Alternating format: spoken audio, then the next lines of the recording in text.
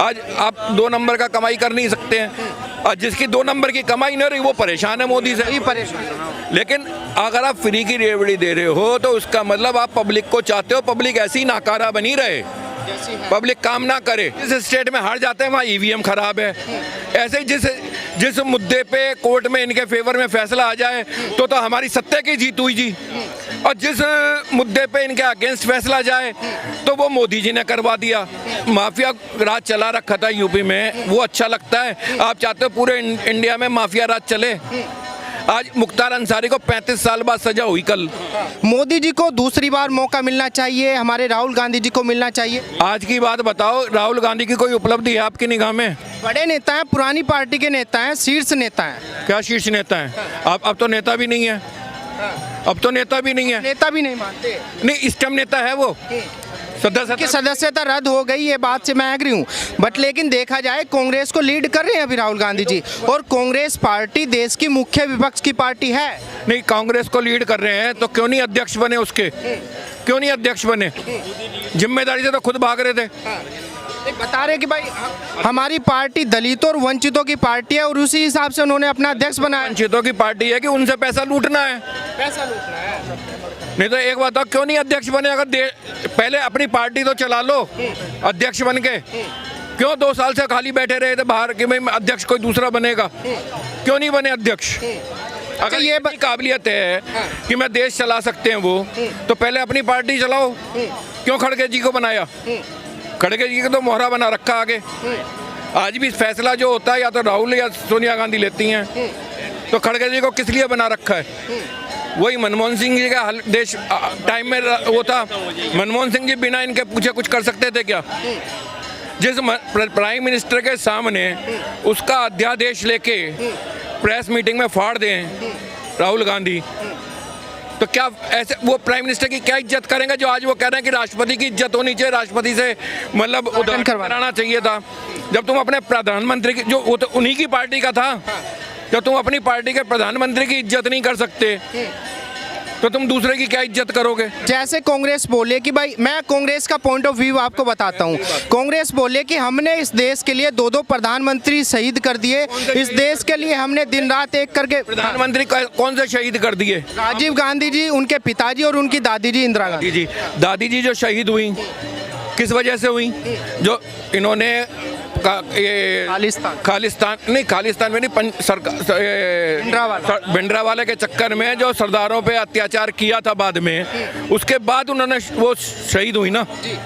तो आप ये देश के लिए तो नहीं हुई वो तो अपने कामों से उस पार्टी ने, उस एक कम्युनिटी ने, कि किसी आदमी ने उनको मारा।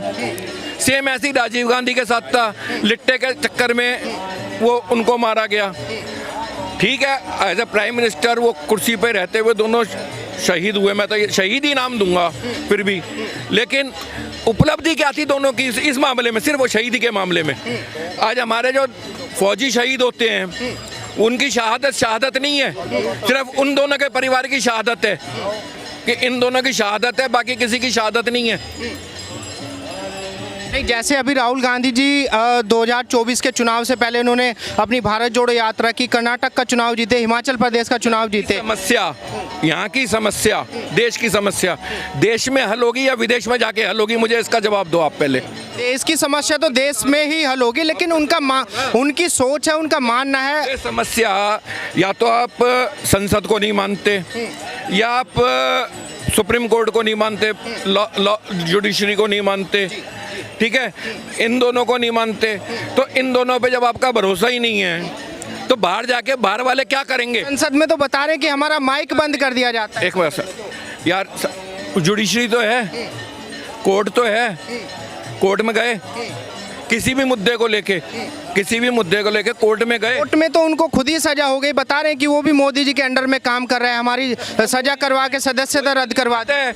वही वाली बात है, जिस स्टेट में जीत जाते हैं वो तो हमने कुछ करा, और जिस स्टेट में हार जाते हैं वहाँ ईवीएम खराब है।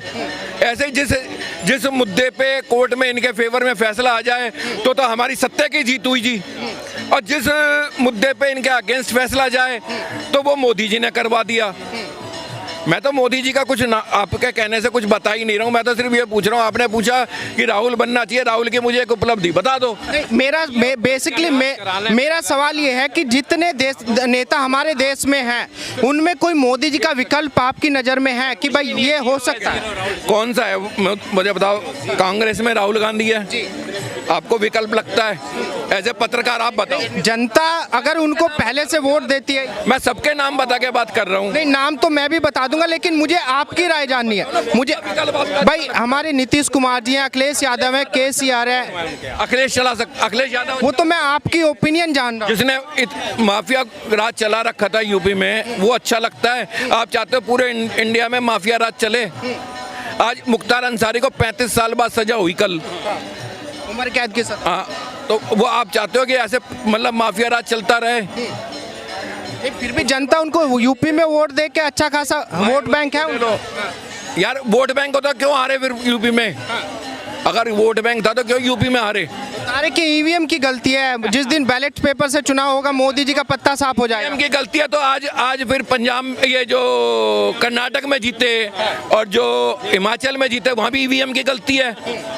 फिर वहाँ भी ईवीएम की गलती है। आप दोनों हाथ में तो लड्डू नहीं ले सकते कि वहाँ ईवीएम की गलती नहीं थी जी, यहाँ ईवीएम की गलती है। या तो दोनों हाथ में लड्डू रखो। एक मिनट, वो तो ये सुनेंगे। जहाँ या तो दोनों तरफ बात रखो। एक जगह जहाँ मेरा फायदा हो रहा है मैं कहूँ ये तो बहुत बढ़िया है जी, और जहाँ मेरा फायदा नहीं हो रहा ये बहुत गलत है जी। मैं ये जानना चाहता हूँ कि मोदी जी ने देश के अंदर कोई ऐसे बदलाव किए जिसके बेस पे जनता तीसरी बार उनको मौका दे? क्या बदलाव नहीं किए ये बताओ। आज रोड इतनी जाओ, आप हाईवे वगैरह जाओ, सब जगह जाओ, इतनी रोड अच्छी हो गई हैं। पहले जो अभी आप इनसे बात करते समय आप कह रहे थे, कांग्रेस कह रही है कि हमने रोडें बनवाई। रोडें बनवाते समय गड्ढे कितने होते थे? आपने कभी अनुभव किया उस चीज़ का? बता रहे हैं कि आज भी गड्ढे हैं। आज किस जगह गड्ढे हैं? आप जाओ हाईवे पे, बोलो किस तरफ का हाईवे देखना है। मैं तो कई जगह गया हूँ। आप एक हाईवे पे बता दो गड्ढे हो तो। मोदी जी के अंदर वो काबिलियत है कि भाई जनता तीसरी बार उनको मौका दे? है तभी मोदी काबिलियत है, तभी तो जनता दे रही है वोट। कौन सी काबिलियत ऐसी लगती है? कौन सी काबिलियत नहीं है आप मुझे बताओ ना, मैं बात तब उस पर बात कर। काबिलियत ऐसी जो राहुल गांधी में नहीं है, दूसरे नेताओं में नहीं है, क्यों जनता मोदी जी को चुन के ला रही है तीसरी बार? मैं ये जानना चाहता हूँ। तो जनता को काम मिल रहा है तभी तो चुन के ला रही है। भ्रष्टाचार कितना खत्म हो चुका है आज, भ्रष्टाचार कितना खत्म हो चुका है आज। डिजिटलाइजेशन होने से या बैंक के थ्रू का सारे काम होने से, जीएसटी के थ्रू सारे काम होने से आज आप 2 नंबर का कमाई कर नहीं सकते हैं। आज जिसकी 2 नंबर की कमाई नहीं रही वो परेशान है मोदी से। वो मोदी से परेशान है।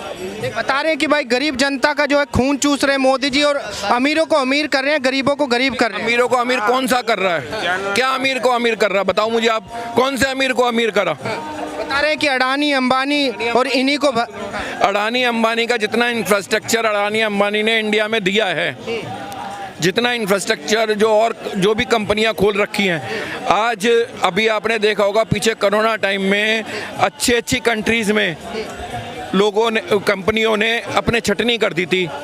ठीक है, यहाँ भी इंडिया में जो बाहर की विदेशी कंपनियां थी उन्होंने अपनी छटनी करी। अडानी अंबानी ने, मुझे बताओ इस कोरोना काल में एक एम्प्लॉय अपना निकाला हो तो बताओ मुझे आप।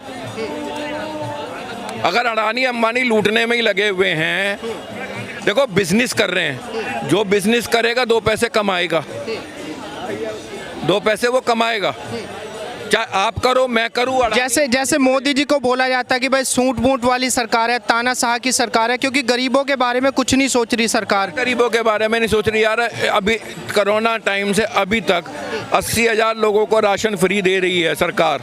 वो कहाँ से दे रही है? कहाँ से दे रही है? बता रहे कि 5 किलो राशन में कौन पेट पाल? अब यार बिल्कुल ना देने से कुछ दे रही है वो अच्छा है, या बिल्कुल ना दे वो अच्छा है? ये बताओ मुझे आप। कि सिलेंडर जो महंगा हो गया उस पे बात नहीं कर रही, सब्सिडी पे बात नहीं कर रही, पेट्रोल के दाम पे बात नहीं कर रही। एक बात बताओ, सब्सिडी की बात या सिलेंडर महंगे की बात, सिलेंडर पहले जो इन्होंने सब्सिडी दे रखी थी वही वाली बात है। केजरीवाल जी की तरह से आप फ्री की रेवड़ियाँ बांटो, अब बाद में कह दो पैसे नहीं है हमारे पास, केंद्र सरकार पैसे नहीं दे रही है। सबसे बड़ी चीज़ तो ये है जो फ्री की रेवड़ियाँ हैं, मैं तो कह रहा हूँ चाहे कोई सी पार्टी, बीजेपी भी दे रही है, ऐसी बात नहीं बीजेपी नहीं दे रही है, बीजेपी ने भी इनकी देखा देखी चालू कर दी है हर राज्यों में। लेकिन एक चीज़ बताओ, फ्री की रेवड़ियों का पैसा कहाँ से आता है? हमारी जेब से आता है, जनता के टैक्स का पैसा। जेब से। तो टैक्स पेयर का पैसा, उसको क्या बेनिफिट मिल रहा है? मैं आज आपसे ये पूछता हूँ, टैक्स देने वाले को, टैक्स देने वाले को क्या बेनिफिट मिल रहा है? वो पैसा तो गरीबों के लिए जा रहा है, जो भी कुछ हो रहा है। तुम उसको गरीबों की ले लो कि इन्होंने बिजली फ्री कर दी, ये कर दी। किसके घर में 200 यूनिट ही बिजली चलती है? आज एक एसी एक घर में चल रहा हो, एक कमरे में भी चल रहा हो, तो आपका 200 यूनिट से ज़्यादा का खर्चा आएगा महीने में। और जाकर 200 से पार हो गया तो आपको पूरे का खर्चा देना है। अगर फ्री की रेवड़ियाँ बांटने से सरकार चलेगी तो उसमें उनका, सरकारों का दोष नहीं है, किसी भी पार्टी का, चाहे वो आपकी सरकार हो, कांग्रेस की हो, बीजेपी की हो, सपा की हो, किसी की हो, वो दोष हमारी जनता का है। जनता का दोष, क्योंकि वो उस फ्री की रेवड़ी के चक्कर में उनको वोट दे रहे हैं। आज फ्री की रेवड़ी के चक्कर में वोट ना दो आप, तो ये अपने आप काम करेंगे। ये तो समझते हैं हमने 200 मीटर वो 200 यूनिट वो फ्री कर दिया, 200 यूनिट पानी फ्री कर दिया, सरकार पब्लिक बेवकूफ़ बन के हमें ही देगी वोट। उसी चक्कर में इन्होंने भी कर दिया। अभी कर्नाटक में कांग्रेस ने दिया था 300 यूनिट हम फ्री करेंगे, ठीक है। और कल के अखबार में उठा के देख लो, उन्होंने 2 रुपये कुछ पैसे पर यूनिट बिल बढ़ा दिया है। तो कांग्रेस ने राजस्थान में भी बेरोजगारी भत्ता कर दिया, बोले कि 3600 रुपये बेरोजगारी भत्ता मिलेगा वहाँ के युवा बेरोजगार। अरे बेरोजगारी भत्ता देने से तुम मतलब उस आदमी को चाहते हो कि वो नौकरी की तरफ हाथ ही ना बढ़ाए, अपने काम करे ही ना। मैं कह तो रहा हूँ कि फ्री की रेवड़ियाँ बांटने का जो चक्कर चल रहा है, आज सारी सरकार, गवर्नमेंट, सारी पार्टियाँ दे रही हैं, उसमें बीजेपी भी शामिल है। मैं कोई बीजेपी को सपोर्ट नहीं कर रहा हूँ इस काम में भी, लेकिन अगर आप फ्री की रेवड़ी दे रहे हो तो उसका मतलब आप पब्लिक को चाहते हो पब्लिक ऐसी ही नाकारा बनी रहे, पब्लिक काम ना करे। और 1 सेकंड का टाइम दीजिएगा। क्या लगता है सर 2024 में जो माहौल बन रहा है, किसको मौका मिलना चाहिए? इनसे पूछिए सर से। बात करेंगे सरदार जी। देखिए जी, मौका तो कोई भी पार्टी हो सबको मिलना चाहिए, मगर यह है जो पार्टी काम अच्छा करेगी उसी के लिए। कोई भी पार्टी आज तक आई है, चाहे कांग्रेस ले लो चाहे बीजेपी ले लो, अगर कुछ कमी है तो कुछ फ़ायदा भी है, कुछ अच्छी बातें भी हैं।